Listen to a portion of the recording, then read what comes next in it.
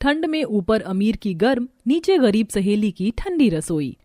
माँ, मैंने इतने कपड़े तो ले लिए शादी के बाद ससुराल में पहनने के लिए, पर अपने यहाँ तो एक भी ढंग का दर्जी नहीं है। बिल्कुल सही कह रही है चांदनी बेटा, मैं तो 2 गली छोड़ कर जाती हूँ सिलवाने के लिए। अब वहाँ एक लड़की बहुत अच्छा सिलाई करती है, मैं तो कहती हूँ कि तू भी एक बार उससे सिलवा कर देख ले। अगर तुझे पसंद आए तो तू अपनी बाकी की ड्रेस उसी से बनवा लेना। अगर शीला बहन कह रही है तो होगा, जा तू जाकर एक बार देख लो आंटी किसके बारे में बात कर रही हैं। शीला के कहने पर चांदनी हाथों में अपना 2 सूट का कपड़ा लेकर शीला के साथ निकल जाती है और कुछ ही देर में नेहा के घर पहुंचती है, जहां नेहा बैठकर सिलाई कर रही होती है और उसके इतने सारे कपड़े देखकर उसकी माँ शांति उससे कहती है, सारा दिन बस सिलाई में बैठी रहती है, अगले महीने शादी है, ये नहीं कि अब अपनी ड्रेस बनानी शुरू कर दे। क्या नेहा बिटिया का भी रिश्ता लग गया, वो भी अगले ही महीने? ये चांदनी बेटा तुमसे कुछ ड्रेस सिलवाने के लिए आई थी, इसकी भी शादी अगले ही महीने है। ये तो बहुत अच्छी बात है, तुम अपना नाप दे दो और बता दो तुम्हें क्या चीज सिलवानी है और कैसे बनवानी है, मैं बना दूंगी। अभी तो सिर्फ मैं एक ही सूट का कपड़ा लेकर आई हूँ, पहले तुम मेरा एक सिंपल सा सूट बना दो, अगर मुझे तुम्हारी सिलाई पसंद आई तो बाकी के भी तुमसे बनवा लूंगी। चांदनी सूट का कपड़ा देते हुए अब नेहा को अपना नाम बताती है और नाप देते हुए दोनों ही लड़कियां थोड़ी सी बातें करती हैं। देखते ही देखते 1 हफ्ता बीत जाता है। 1 हफ्ते बाद जब चांदनी आपस अपना सूट लेने के लिए आती है तो वो पहले सूट पहनकर ट्राई करती है। सच, तुमने तो मेरा सूट बहुत अच्छा बनाया। वैसे तुम्हारा ससुराल भी वहीं पर है ना जहाँ मेरा है? चलो अच्छी बात है, एक ही जगह ससुराल है। मैं तो शादी के बाद भी तुम्हारे ही पास आया करूंगी सिलाई करवाने के लिए। मुझे तो तुम्हारी सिलाई बहुत पसंद आई। हाँ, क्यों नहीं, इसी बहाने ससुराल में मेरा कोई तो होगा जो वहाँ पर जान पहचान वाला होगा पहले से ही। और हाँ, तुम अपने पड़ोसियों को भी साथ में लेकर आना, मेरी थोड़ी और कमाई हो जाएगी। इस तरह धीरे धीरे नेहा और चांदनी के बीच में दोस्ती होने लगती है और चांदनी अपनी शादी से लेकर ससुराल में पहनने तक का ब्लाउज, सूट, साड़ी सब कुछ नेहा से सिलवाती है, जिस वजह से उनकी दोस्ती भी गहरी हो जाती है। समय बीतता है और महीने के आखिर में दोनों की शादियां हो जाती हैं। शादी के बाद चांदनी अपनी महंगी कार से उतरती है, जहां अर्चना अपने पूरे परिवार के साथ हाथों में आरती की थाली लिए खड़ी होती है। वहीं उनके बगल की एक और पड़ोसन जिसका घर मिट्टी का बना होता है, वो भी हाथों में आरती की थाली लिए खड़ी होती है और अर्चना उसे सुनाते हुए कहती है, यहाँ पर कुछ लोग तो हमारी इतनी देखा देखी करते हैं कि अपनी बेटे की भी शादी उसी दिन रखी जिस दिन मेरे बेटे की शादी है। एक बेटा तो संभाल नहीं पाया और दूसरे बेटे की बराबरी मुझसे कर रही है। देख लो बहनों, मेरी बहू भी मेरी तरह अमीर घर से है और हम तो अपनी बहू को महंगी कार में लेकर आए हैं। अरे अर्चना बहन, शाम हो रही है और अब ठंड का मौसम शुरू हो गया। बेचारी बहू सिर्फ लहंगे में है, हम लोगों ने तो फिर भी हल्का शॉल ले रखा है, ठंड लग रही होगी उसको। अरे भाग्यवान, अच्छे समय पर ही पुरानी बातों को कुरेदना जरूरी है क्या? दरवाजे पर बहू खड़ी है, पहले बहू का गृह प्रवेश करवाओ।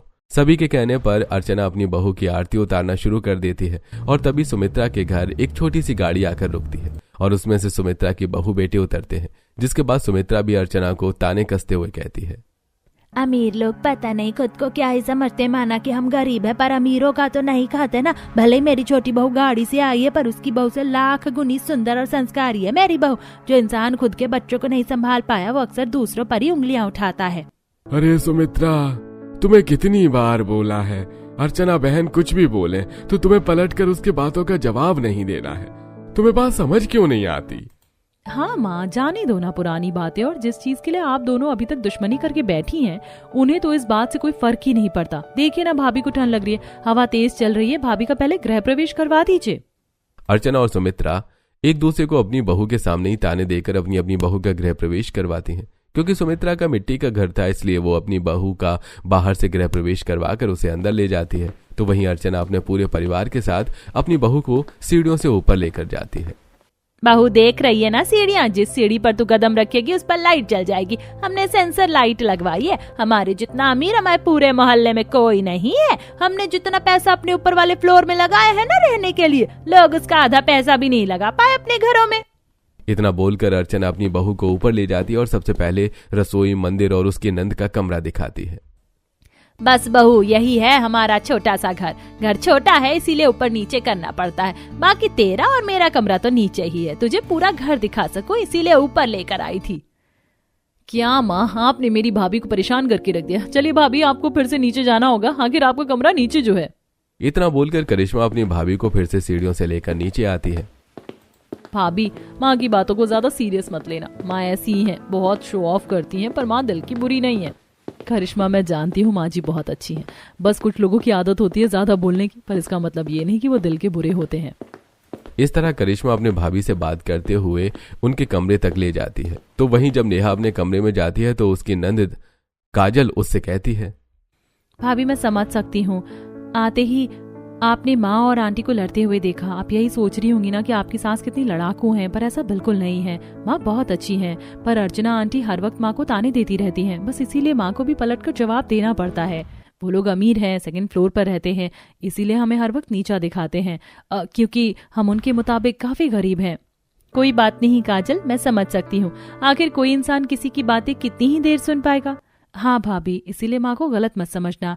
अच्छा अब आप आराम कर लो, कल आपकी पहली रसोई है। इतना बोलकर काजल अपनी भाभी के कमरे से चली जाती है और अपने माता पिता के साथ दूसरे कमरे में सोने की तैयारी करती है। तो वहीं जब नेहा और चांदनी के पति कमरे में आते हैं तो वो अपने दोनों पतियों से एक ही सवाल करती हैं। पवन, मैंने देखा किस तरह माँ जी हमारी बगल वाली आंटी को खरी खोटी सुना रही थी, कुछ बात है क्या? अरे चांदनी, तुम्हें अभी समझ नहीं आएगा, सब धीरे धीरे पता चल जाएगा। माँ की और आंटी की पुरानी दुश्मनी है, इन दोनों को इन्हीं के हाल पर छोड़ दो। इनको समझाने का कोई फायदा नहीं है, क्योंकि दोनों ही समझना ही नहीं चाहती। अमित, मुझे बोलना तो नहीं चाहिए, पर लगता है माँ जी और हमारी बगल वाली आंटी की कोई पुरानी दुश्मनी चल रही है क्या? मैं जान सकती हूँ? हाँ नेहा, तुम आखिर इस घर की बहू हो, तुम्हें सब पता होना चाहिए, पर मुझे लगता है अभी तुम्हें आराम कर लेना चाहिए। समय के साथ तुम्हें भी सब समझ में आ जाएगा और शायद मेरा बताना सही भी न रहे। चांदनी और नेहा अपने पतियों के कहने पर आगे कोई सवाल नहीं करती और अगली सुबह दोनों ही बहुएं अपनी पहली रसोई के लिए जल्दी उठती हैं। बहू, हमारा तो छोटा सा घर है, हमने तो कमरे के बाहर इस हॉल में छोटी सी मिट्टी का चूल्हा बना रखा, तुझे यहीं पर अपनी पहली रसोई करनी होगी। सुमित्रा, मैंने तुम्हें कितनी बार बोला है, पैसे जोड़कर गैस सिलेंडर लेकर आ जाओ। अब क्या बहू, तुम नई बहू से मिट्टी का चूल्हा लिपवाओगी और उससे मिट्टी के चूल्हे पर खाना बनवाओगी? कोई बात नहीं पापा जी, मैं कर लूंगी, मुझे आदत है। इतना बोलकर नेहा पास में रखी कटोरी में मिट्टी और पानी डालकर चूल्हे की लिपाई करनी शुरू कर देती है। तो वहीं सुबह जल्दी उठकर तैयार होकर चांदनी सीढ़ी चढ़ते हुए ऊपर जाने लगती है। मेरे मायके में तो सिर्फ एक ही फ्लोर था, पर यहाँ तो मेरा कमरा नीचे है, किचन ऊपर है, अब बार बार रसोई जाने के लिए सीढ़ियाँ चढ़नी पड़ेंगी। लगता है सीढ़ी चढ़ते उतरते ही मैं पतली हो जाऊंगी। खुद से बात करते हुए चांदनी रसोई में पहुंचती है, जहां उसकी सास और नंद उसको कुछ सब्जियां और सामान निकाल कर देते हुए कहते हैं, भाभी, माँ जो बोले वो पहली रसोई में बना लेना, पर मेरे लिए खीर बनाना मत भूलना, मुझे खीर बहुत पसंद है। मैंने खीर के लिए चावल, दूध और ड्राई फ्रूट्स निकाल कर रख दिए हैं। और बहू, मैं सब्जी, आटा और सारे मसाले तेरे सामने निकाल कर रख दिए हैं। बाकी तुझे किसी भी चीज की जरूरत हो तो ऊपर वाले ड्रॉर से और नीचे वाले ड्रॉर से ले लेना, सब कुछ यहीं रखा है। जी माँ जी, ही समझ गई। अच्छू, ऊपर आते मुझे तो ठंड लगने लगी, हमारी रसोई कितनी ठंडी है। बहू, तुझे ठंड लग रही है? मेरा एक इकलौता बेटा, मैंने सोचा था अपनी बहू को पलकों पर रखूंगी। करिश्मा, तू खड़े खड़े मुंह क्या देख रही है? रसोई की खिड़की खुली है, सारी खिड़कियां बंद कर दे। बहू, अब ठंड आ गई है, ठंड में सच में यहाँ पर रसोई में खाना बनाते हुए बहुत ठंड लगती है, पर तू चिंता मत कर, मैं 1 हफ्ते के अंदर अंदर ये रसोई शीशे की बनवा दूंगी, फिर तुझे बिल्कुल भी ठंड नहीं लगेगी। अपनी सास की बातें सुनकर चांदनी को बड़ा अच्छा लगता है। कुछ ही देर में अर्चना और करिश्मा भी वहां से चली जाती हैं, जिसके बाद चांदनी खाना बनाना शुरू करती है और तभी उसकी नजर खिड़की से अपनी दोस्त पर जाती है और उसका घर देखकर उसे उसकी याद आती है। नेहा कितनी अच्छी है, हमने सोचा था शादी के बाद एक ही जगह ससुराल है, आपस में मिलते रहेंगे, पर हमारी सास की तो बनती ही नहीं है। वैसे खिड़की बंद होने के बाद भी यहाँ कितनी ठंड है, बस जल्दी से खाना बनाकर अपने कमरे में घुस जाऊं तो जाकर मुझे आराम मिले। इतना बोलकर चांदनी खाना बनाना शुरू कर देती है। तो वहीं लकड़ियां गीली होने की वजह से आग नहीं जलती और पूरे घर में धुआं भर जाता है। माँ, तुम्हें नहीं लगता तुम भाभी के साथ गलत कर रही हो? आज उनकी पहली रसोई है, चूल्हा भी नहीं जल रहा, लकड़ियाँ गीली हैं। मैं सूखे पत्ते लेकर आ रही हूँ। भाभी, आप इस धुएं में खाना नहीं बना पाओगे। देखो आपको कितनी खांसी हो रही है, आपकी आंखों से आंसू भी निकल रहे हैं। माँ, तुमने घर के बाहर भी तो मिट्टी का चूल्हा बनाकर रखा हुआ है ना। काजल, तुम सूखे पत्ते लेकर आओ, और नेहा, तुम्हें कोई जरूरत नहीं है अंदर खाना बनाने की। काजल के आते ही तुम बाहर खाना बनाना शुरू कर देना। इतना बोलकर काजल बाहर से कुछ सूखे पत्ते लेकर आती है और अपनी भाभी के साथ खाना बनाने का सारा सामान बाहर लेकर आती है, जहां नेहा खाना बनाना शुरू करती है, पर उसे खाना बनाते हुए काफी ठंड लग रही होती है। सुबह सुबह कितनी ठंडी हवा चल रही है, कैसे खाना बनाऊं? हाथ पैर भी ठंडे हो गए हैं। ले बहू शॉल ओढ़ कर खाना बना ले, नवंबर का महीना आ चुका है और अब तो दिन में भी ठंड लगेगी। मैं इसीलिए तुझे बाहर बनाने नहीं दे रही थी, पर इस घर के लोग मेरी सुनते कहाँ हैं। बस आज तू अपनी पहली रसोई कर ले, उसके बाद मैं कुछ इंतजाम करती हूँ। नेहा शॉल ओढ़कर खाना बनाना शुरू कर देती है। तभी गली में सब्जी वाला आता है और अर्चना सुमित्रा सब्जी लेने के लिए बाहर जाती है, जहां अर्चना की नजर नेहा पर पड़ती है, जो बाहर खुले में बैठकर ठंड में कांपते हुए खाना बना रही होती है। यह नजारा देखकर अर्चना सब्जी लेकर सीढ़ी चढ़ते हुए ऊपर जा रही होती है। करिश्मा, चांदनी बहू खाना बन गया क्या? अगर बन गया तो एक बार छत पर जाकर देखो उस गरीब की बहू कैसे ठंड में ठिठुर कर खाना बना रही है। अर्चना सीढ़ी से ही बोलती हुई ऊपर जाती है और अपनी बहू बेटी को छत पर ले जाती है, जहां चांदनी अपने दोस्त को खुले में ठंड में सिकुड़ कर खाना बनाते देखकर उसे काफी बुरा लगता है। कुछ ही देर में तीनों सास बहू और नंद फिर से सीढ़ी उतरकर नीचे आती हैं और 1 घंटे बाद चांदनी नेहा को फोन करती है। नेहा, बाहर कितनी ज्यादा ठंड है, तुझे पता है मेरी रसोई ऊपर है। ऊपर रसोई में जब मैं खाना बनाती हूँ ना, तब मुझे इतना ठंड लग रही थी और तू बाहर खुले में बैठकर खाना बना रही थी। तू अपनी सास को कह नहीं सकती थी कि एक रसोई घर में बनवा ले? ऐसा नहीं है चांदनी, मेरी सास बहुत अच्छी है। वो तो मुझे घर में ही खाना बनवा रही थी, पर घर में धुआं भर गया, मुझे खांसी होने लगी, आंख लाल हो गई। मेरे लिए उन्होंने मुझे बाहर खाना बनाने की परमिशन दी, पर माँ जी ने कहा है वो कुछ करेंगी। तेरी सास का तो पता नहीं, पर मेरी सास ने जब मुझे ठंड में देखा तो उसने तो सीधा कह दिया कि वो शीशे की रसोई बनवाएंगी ताकि मुझे जरा सी भी ठंड ना लगे। अच्छा, अब मैं रखती हूँ, अगर किसी ने हमें बात करते देख लिया तो कहीं फिर से हम दोनों की सासों में लड़ाई न शुरू हो जाए। इतना बोलकर चांदनी फोन रख देती है। इसी तरह 1 हफ्ता बीत जाता है और 1 हफ्ते बाद चांदनी के घर में काम शुरू हो जाता है, और जब वर्कर ऊपर नीचे करते हुए थक जाते हैं तो कुछ सामान नीचे जीने पर ही रख देते हैं। तभी विनोद और अर्चना बाहर जाने के लिए ऊपर से नीचे आ रहे होते हैं और जीने पर रखा सामान देखकर घर में काम कर रहे वर्कर्स को डांटने लगते हैं। ये क्या लापरवाही है, तुमने जीने पर इतना सारा सामान रख दिया है, इंसान कैसे ऊपर नीचे करेगा? मेरी बहू का कमरा नीचे ही है, वो कैसे अपने कमरे में जाएगी? हाँ, सभी सामान हटाओ यहाँ से। हाँ मालिक, बस अभी हटा रहे हैं। अब काम के घर में सामान तो फैला ही रहता है ना मालिक। विनोद की डांट खाकर वो आदमी सारा सामान हटा देता है। देखते ही देखते 10 दिन बीत जाते हैं और इस 10 दिन में अर्चना अपनी बहू के लिए शीशे की रसोई बनवा लेती है, जो कि काफी गर्म होती है। सच में माँ, शीशे की रसोई बनने के बाद रसोई तो काफी गर्म है। घर में भैया, तभी तो माँ ने शीशे की रसोई बनवाई है ताकि भाभी को जरा भी ठंड ना लग सके। एक बार खिड़की खोलकर देखो कैसे हमारी पड़ोसन इस ठंड में भी अपनी बहू से खुले में खाना बनवा रही है। जब करिश्मा और अर्चना नेहा के हालातों पर हंस रहे होते हैं तो चांदनी को काफी बुरा लगता है, पर वो किसी से कुछ नहीं कहती। देखते ही देखते 2 दिन बीत जाते हैं और एक शाम जब तेज हवा चल रही होती है तो ठंड की वजह से नेहा रोटी नहीं बेल पाती, और ये देखकर सुमित्रा अपने बेटे और पति से कहती है, आप लोगों को बस खाने से मतलब है, मेरी बहू ठंड में कैसे काम कर रही है इससे किसी को मतलब नहीं। एक उस अर्चना को देखो, 2 मंजिल का घर है, रसोई ऊपर बनी है, सारी सुख सुविधा है, पर फिर भी उसकी बहू को एक दिन ठंड लगी तो उसने शीशे की रसोई बनवा दी ताकि उसकी गर्म रसोई हो, और हमारी बहू खुद रोटी भी नहीं बेल पा रही। मुझे कुछ नहीं पता, आप लोग बाहर तिरपाल ही सही, पर मेरी बहू के लिए एक रसोई बनवाओ। भाग्यवान, बोल तो तुम सही रही हो। हम जब गाड़ी से आते हैं तो हमारी इतनी बुरी हालत हो जाती है। बहू तेज ठंड में बैठकर सुबह शाम खाना बनाती है। हम कल घर में ही रहेंगे और पहले अपनी बहू के लिए रसोई बनाएंगे। अब अगले दिन होते ही सुरेश और अमित बाहर से कुछ लकड़ियां और तिरपाल लेकर आते हैं और अपने घर के बाहर ही 3 तरफ से लकड़ी लगाकर तिरपाल लगा देते हैं और तिरपाल से ही पर्दे जैसा दरवाजा बना देते हैं। ये लो नेहा, तुम्हारी रसोई बनकर तैयार है, अब तुम्हें ज्यादा ठंड नहीं लगेगी। हमसे अभी जितना हो सका हमने कर दिया, पर तुम चिंता मत करो, आने वाले समय में हम तुम्हारे लिए भी अच्छी और गर्म रसोई बनाएंगे। ठंड से बचने के लिए आपने ये रसोई बना दी, मेरे लिए इतना ही काफी है। अपनी तिरपाल की बनी रसोई से भी नेहा काफी खुश होती है, और तभी अर्चना बाहर आती है और एक बार फिर अपने पड़ोसियों से बातें करते हुए सुमित्रा को सुनाने लगती है। देख रही हो ना बहन, लोग हमारी बराबरी करने की कोशिश में लगे। अरे मैंने तो अपनी बहू के लिए गर्म रसोई बनाई है शीशे की, उसमें ठंड का नाम निशान नहीं है, पर कुछ लोगों को तो लगता है कि वो घर के बाहर की रसोई वैसे ही बना लेंगे तो उनकी बहू को सर्दी नहीं लगेगी। अरे कोई इन्हें जाकर बताओ, ठंडी और गर्म रसोई में फर्क होता है। ये बात तो तुमने बिल्कुल सही कही बहन, पर गरीब इंसान और कर भी क्या सकता है। अर्चना की बात सुनकर सुमित्रा को बहुत गुस्सा आता है। पर वो कुछ नहीं बोलती और अपना गुस्सा अपने अंदर रख कर अपनी बहू के साथ घर में चली जाती है। इसी तरह कुछ हफ्ते बीत जाते हैं और बढ़ती ठंड के साथ अब चांदनी से ठंडे पानी में काम नहीं किया जाता। ऐसे ही एक दिन जब वो बर्तन धो रही होती है, माँ रसोई तो गर्म है पर पानी कितना ठंडा है, मुझे तो बर्तन ही नहीं धोए जा रहे। भाभी माफ करना, हमने पानी पर तो ध्यान ही नहीं दिया। मैं माँ को कहती हूँ कि रसोई में भी गीजर लगवा दे, आपके लिए पानी सच में बहुत ठंडा होगा। करिश्मा इस वक्त जाकर अपनी माँ को इस बारे में बताती है और शाम होने से पहले विनोद और पवन घर में गीजर लगाने वाले को बुलाते हैं। गीजर वाला दरवाजे पर खड़ा होता है और एक बार फिर अर्चना शो ऑफ करती है।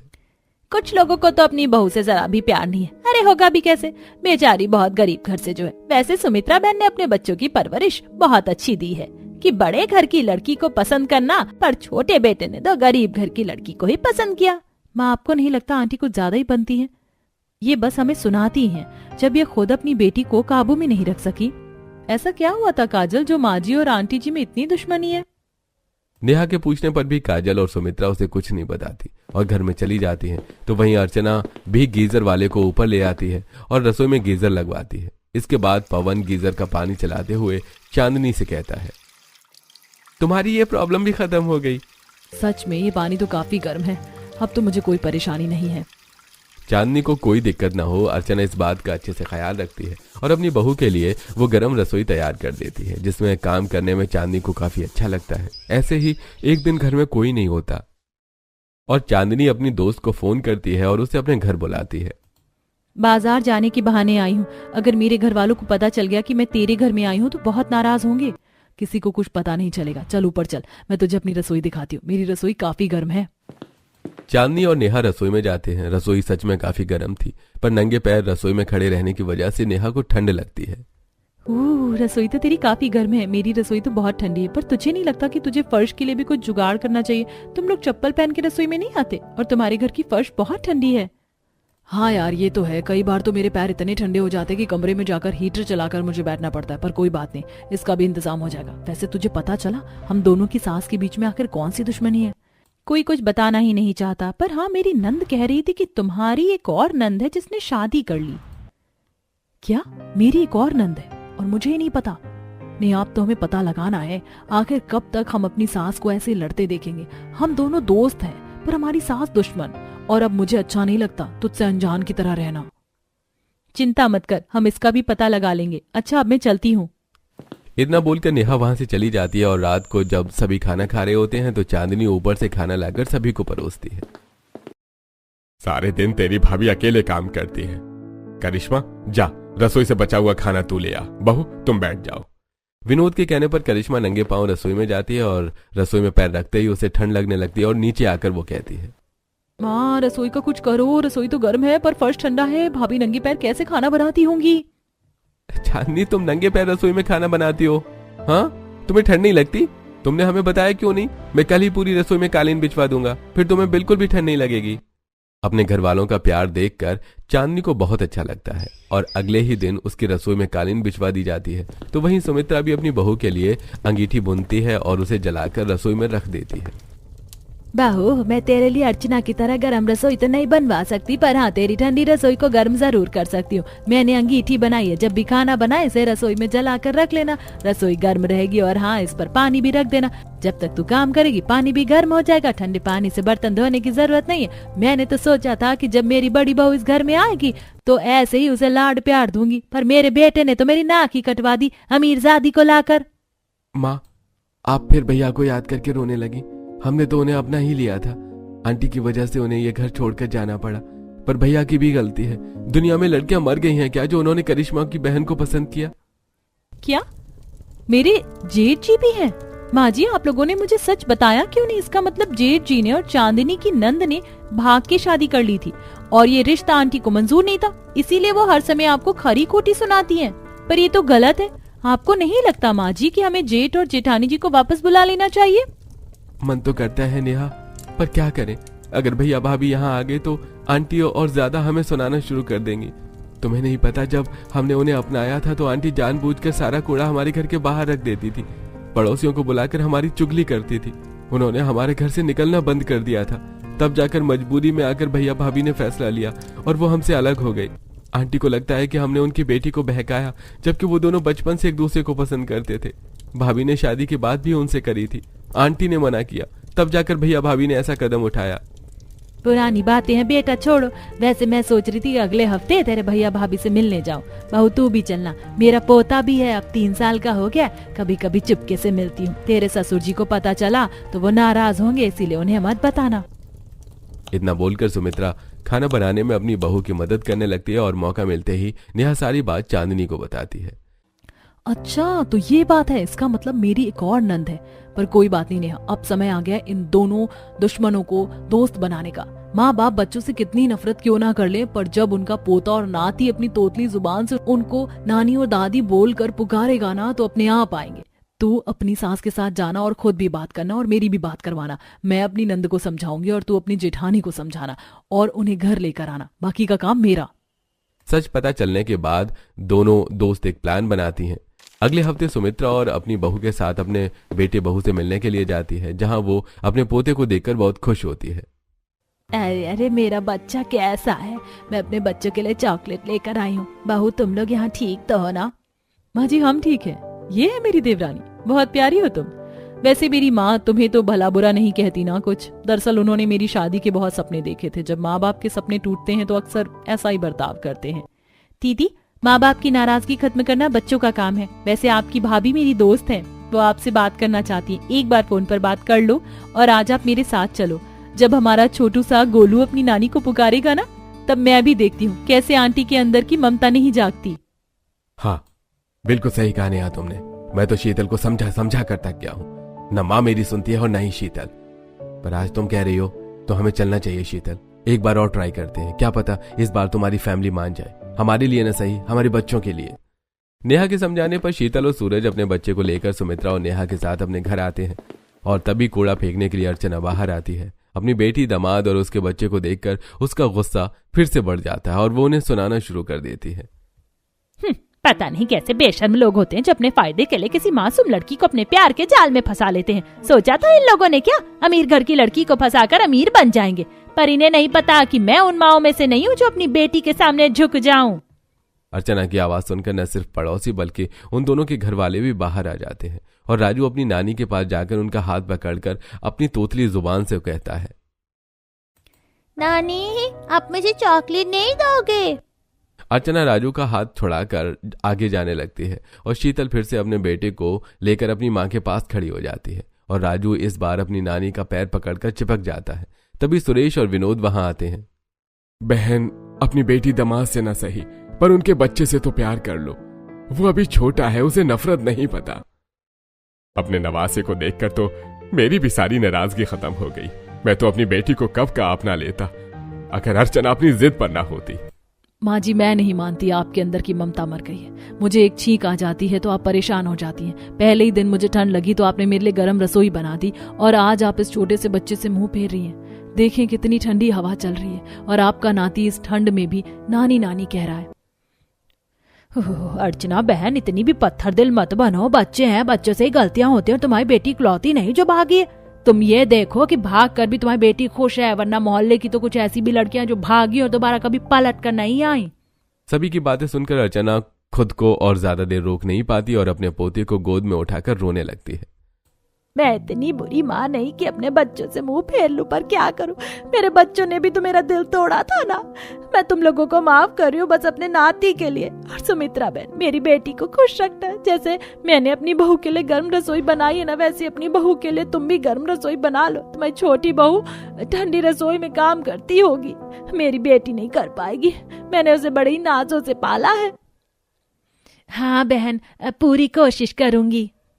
इस तरह सुमित्रा और अर्चना जो हमेशा लड़ती थी, उन दोनों के बीच में दोस्ती हो जाती है, जिसके बाद अमित और सूरज मिलकर पैसे जोड़ते हैं और सबसे पहले घर के बाहर एक छोटी सी रसोई बनाते हैं और रसोई में हीटर लगाकर रख देते हैं, जिसे जलाकर शीतल और नेहा आराम से काम कर पाती हैं। तो वहीं अब बिना डरे चांदनी भी अपनी दोस्त और नंद से मिलने उनके घर आती है। तो कभी शीतल भी अपनी भाभी से मिलने के लिए अपनी देवरानी के साथ सीढ़ियां चढ़ते हुए ऊपर जाती है और इस तरह दो परिवार के बीच की सारी दूरियां खत्म हो जाती हैं।